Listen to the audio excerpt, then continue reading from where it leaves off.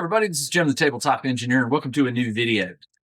This is not a gameplay video. I want to discuss something that's been in I won't say the news, it's not in the news, but it's in the gamer realm.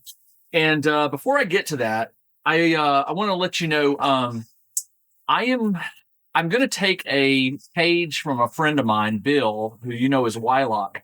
Years ago, he did what's called seasons for his video games. It allowed him a break between seasons.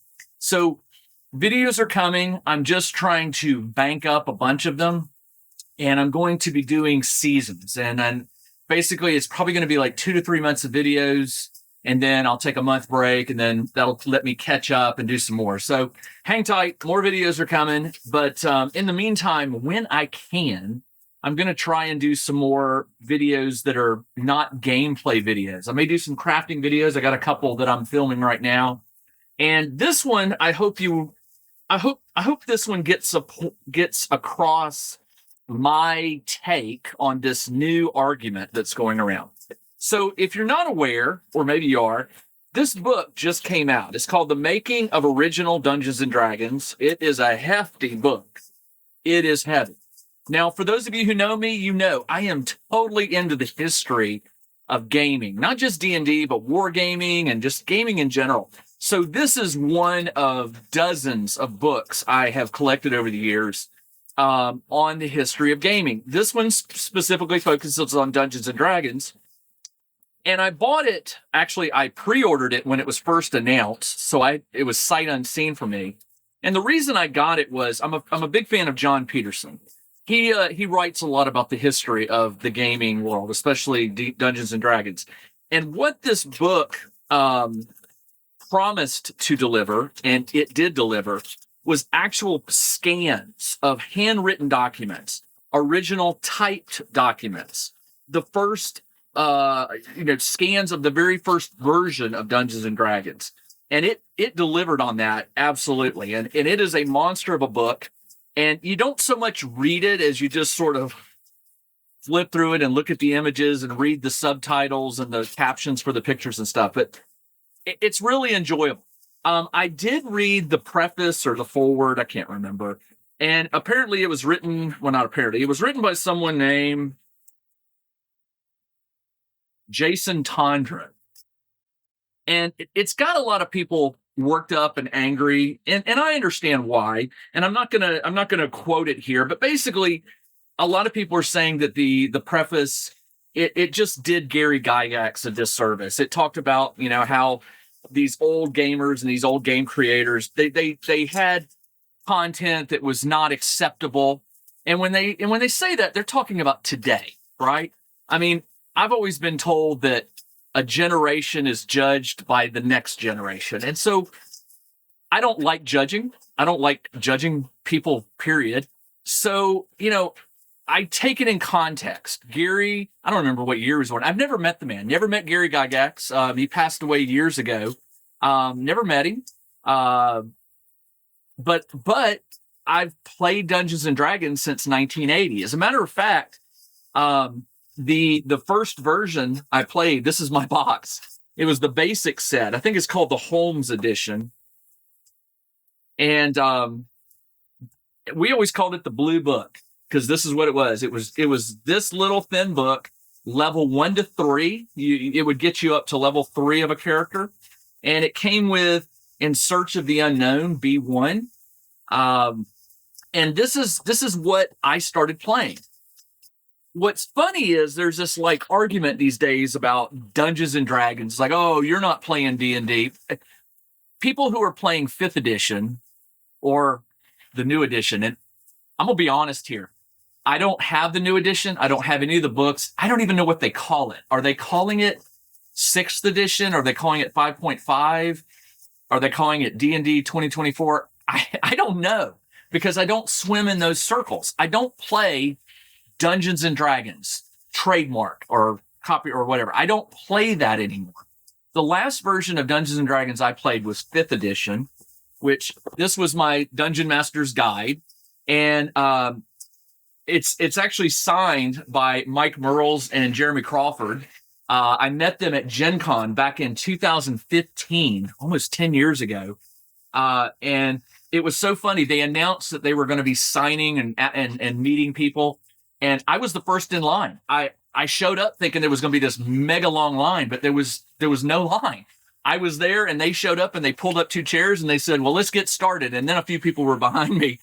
And I shook their hands and said, it's really nice to meet you guys. I've been playing this for a few months or however long it'd been. And I just said, would you mind signing it? And they did. And I played this for a couple years. And D&D 5th edition, I wrote some adventures for it that were published by Goodman Games. I wrote 3 adventures and I submitted a collection of small mini adventures, about 5 of them in all, for another book by Goodman Games. And then since then, I've written content for some of Goodman Games' OAR books, the revisited, original adventures revisited, I think it is. I did some for the, what was it? Elemental Evil. And then I did another one for the most recent one, which is the, I just went blank on it. The one with the Egyptian theme to it. Long story short, I paid my dues. I played 5th edition and I enjoyed it, but 5th edition got out of hand, in my opinion, and I stopped. Now, right now, there's a lot of people out there that are telling people who are playing the new edition, and again, I don't know that, I'm going to call it D&D 2024, because I don't know what it is. This new version that was just released, I'm seeing comments online where people are saying, oh, you're not playing real D&D.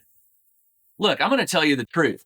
99% of the Dungeons and Dragons players out there in the world right now are not playing real D&D, because real D&D came in a brown box. This is the white box. I have a copy. I've had this for years, and it came with 3 little books. These are, well, 4, I guess. One was a reference sheet. But it came with these 3 little books. This, not this exact one, but there was one that came before. This was basically what people referred to as Dungeons and Dragons. And this was back in 1974, 1975, 76, maybe 77. This says copyright 1974. So I find it humorous when people point fingers at others and say, you're not playing real D&D. Well, chances are they're not either, because they're probably playing something like Advanced Dungeons and Dragons. And these are my original books. This was what I graduated to after this. I moved to Advanced Dungeons and Dragons. Here's my DM's guide. Well worn, well used. It looks good because I laminated back in the day. I learned about lamination. I put plastic sheets over the covers, and I did it to this one. This one hasn't held up so well. This is the Player's Handbook and the Monster Manual. But a lot of people playing D&D, throwing fingers and throwing accusations, this is what they're playing. Oh, I'm playing Advanced Dungeons and Dragons. Well, Advanced Dungeons and Dragons is not Dungeons and Dragons if you want to be legal about it. Dungeons and Dragons was released in, I think, 1974, and that was the version that was released to the world. That's where everything started. And since then, Dungeons and Dragons has had variations and spin-offs and things like that. So I can't buy into this whole D&D debate argument. I don't care. I really don't care. I enjoyed my time playing this. This is where I cut my teeth. This was Dungeon Delve time, magic user, fighter, cleric, and thief, right? And up to level 3. And then Advanced Dungeons and Dragons added some more stuff. But those early days of D&D is what I most enjoy. It's nostalgic for me. It's what I prefer to play. For me, when you say, let's play Dungeons and Dragons, I think of a dungeon delve, moving through a maze of tunnels and rooms and mapping it out and having traps and crypts and things like that. That is when I think Dungeons and Dragons, that's what I'm thinking about. Now, a lot of people out there right now, it's like they're angry about nothing. I mean, they're angry because someone insulted Gary Gygax. Well, I don't think it was an insult. I think it was this writer's opinion, right? We're all entitled to our opinions, and I think we tend to forget that. Now, it's in a published book. If you don't agree with it, you can say, I'm not giving them my money and what have you, and you're voting with your dollar. But there's so much negativity and noise about Dungeons and Dragons right now. Now, what am I playing right now? Well, I'm not playing Dungeons and Dragons. Instead, what I'm playing is Dungeons and Dragons. Is that confusing? Because if it is, it should be. Dungeons and Dragons, a lot of people throw that term around, and really what they mean is, oh, I'm playing Pathfinder, although most Pathfinder players play Pathfinder. They'll tell you it's Pathfinder. But I know a lot of people that play old school essentials. I do. We call this D&D. This Shadow Dark, this is Dungeons and Dragons. It's called Shadow Dark by title, but when my son and 6 of his friends joined me every Wednesday for the summer of 2023, they didn't say, hey, Wednesday night, are we playing Shadow Dark? No. Every one of them would text me or call and say, hey, Mr. Kelly, are we playing D&D tonight? They even shortened it to D&D, not Dungeons and Dragons. D&D. D&D is this catch-all title that so many people use. If you tell me, hey, man, tonight we're playing D&D, you want to come play? Chances are I'm going to say yes. I might get there and find out we're really playing Pathfinder or Shadow Dark, or maybe we're playing Advanced Dungeons and Dragons. We didn't call it Advanced Dungeons and Dragons in the day. We said, hey, man, this weekend we're playing D&D? Yeah, we're playing D&D.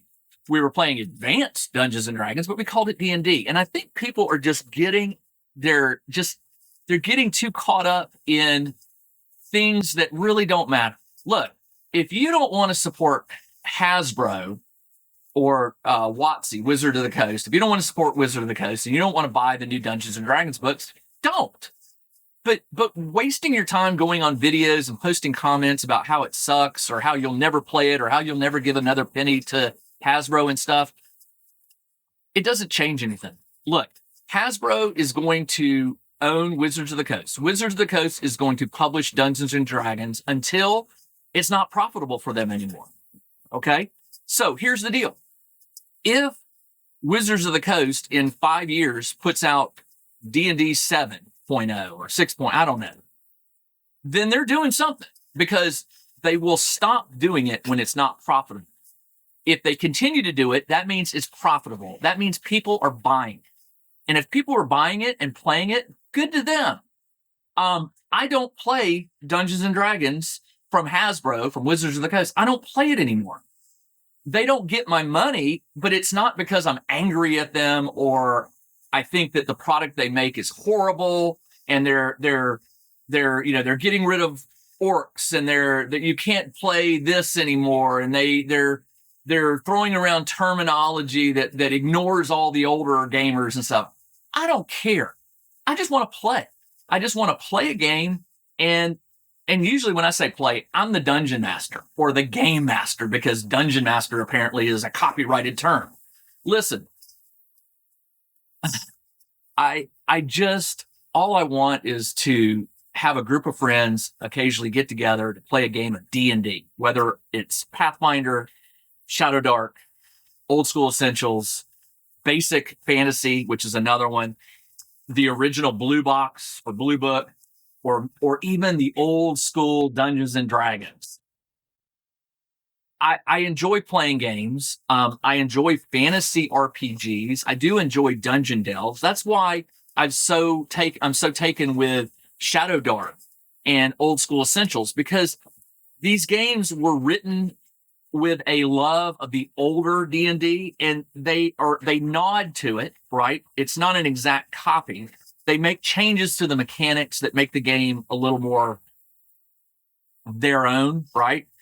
But when I'm sitting down and playing a game of Shadow Dark, I'm playing Dungeons and Dragons. I'm running a group of adventurers through a dungeon. I'm throwing obstacles at them and creatures at them and what have you. And I'm not worried about the title on the game book or the box. I'm not worried that Hasbro is messing up D&D. If they mess up their version of D&D, that's on them. If they start making something that is not selling and they have to end up shutting down Wizards of the Coast or losing D&D to someone else, whatever, I don't know. Am I saying that 10 years from now, some new owner might have D&D and might revert it back to the older versions of Dungeons and Dragons, and I might play it. Yeah, maybe. I will go where I'm having the most fun. And if that means playing Shadow Dark and Old School Essentials to get that nostalgic feel of my version of D&D, then that's what I'm going to play. So my whole point in making this video was just, I did have a couple emails. People, it's funny, when you have a YouTube channel, people will email you and ask you questions. They won't post them in the comments. Sometimes they do, but most of the time they'll email them to you because they're not intending to be offensive. They know that if they post it in the comments, that there's going to be a certain percentage of the population that's really nasty and negative, and they're just going to jump on them and yell at them and call them bad names. No, they'll email me directly because they know they're going to get a fair shake and they're going to get a fair response. I have gotten, I won't say dozens, but I've gotten probably a dozen or more emails from people asking me, which version of D&D are you playing? What do you think about this news about so-and-so? Did you ever meet Gary Gygax? Do you think he was really, a bad person? People email me this, and they're not emailing me to start a fight. They're emailing me because I guess they want to know the person whose YouTube channel they're watching. They want to know where does he, fall in line for this? So that's why I'm making this video. I wanted to clear the air and tell you, look, if you like playing Dungeons and Dragons, play Dungeons and Dragons. And I don't care if that's original D&D, basic set D&D, advanced D&D, 5th edition D&D, new version D&D, Shadow Dark, or Old School Essentials. Play it. Have fun. If your players aren't enjoying it, then maybe it's time to look for a different game. That's why I stopped playing 5th edition. It wasn't that my players weren't having fun. I stopped having fun. As the DM, I was having to, there were so many races, so many spells, so many classes, so many subclasses, so many feats. I would have people show up at my table and they'd say, I'm playing X with Y race, with Z feat. And oh, by the way, I twisted this and I've got this and he does this. And I was just like, I just want to play Dungeon Delve D&D. That's why when 5th edition came out and the player's handbook came out, I was so in my element because it only had 8 classes, 8 and a handful of races. And the spells were all right there for me to read. I didn't have to have dozens and dozens of books to reference to play 5th edition, but eventually it just reached a point where I just wasn't having fun anymore. It was almost like D&D had become this board game where the challenge was to make the coolest character with the most maxed out stats and the best feats and the most hit points and stuff. And there came a point where as a DM, I could not throw dangers at them dangerous enough because they never felt the danger. Their characters had 20 hit points at level 1 and they had a +5 to hit, at level 1. And so it was crazy. And that's why I stopped playing 5th edition. And I probably won't be playing the new edition because I hear it's not too much different than the 5th edition. Thanks, Tuck. Check out the new RPG and Wargame newsletter. Each week, the Tabletop Engineer shares news, products, Kickstarters, and much more related to the gaming hobby. It's free to subscribe, so check out the link in the video description below to sign up. I don't know if I've answered all the questions that were hit at me. I certainly don't know. I don't think I'm going to change anybody's mind. There are going to be people who are angry at Hasbro no matter what they do. They're going to be angry at Wizards of the Coast no matter what they do. They're going to be angry at YouTubers who enjoy a certain game over a certain game because we're not playing what they play. And look, when you get to be when you start a YouTube channel, if you last long enough or if you go at it long enough, you get to where you just reach a point where, you like the positive comments are fun and the negative ones you just delete and move on. And you used to be able to block people. Now all you do is just you hide them and their comments don't show up. They can still see your channel. But I'm seeing so much negativity. The video game, my sons play video games, and the video game community at large is considered one of the most toxic environments. My boys tell me all the time about players who come on and they say things and they post things and they spray paint things and they get banned, and then they're back in a month because they buy a different account or they buy a version and they register a new account.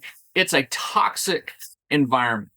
And I do worry that our community, the role-playing game community, specifically the D&D players, and when I say D&D, I mean every fantasy RPG out there that you enjoy playing, whether you call it D&D or not, this community is getting very toxic. And what's funny is it's always a tiny percentage, right? I guarantee you, if you poll all the 5th edition and 6th edition or whatever players out there and ask them if they're aware of all this noise going on, I would bet 80 to 90% of them are unaware. You want to know why? Because on Wednesday night or Saturday night, they go play D&D, and the rest of the week, they don't worry about all this rot, and they just go about their lives. It's this small 1%, probably less than 1% of our gaming community that has made this fandom so negative, right?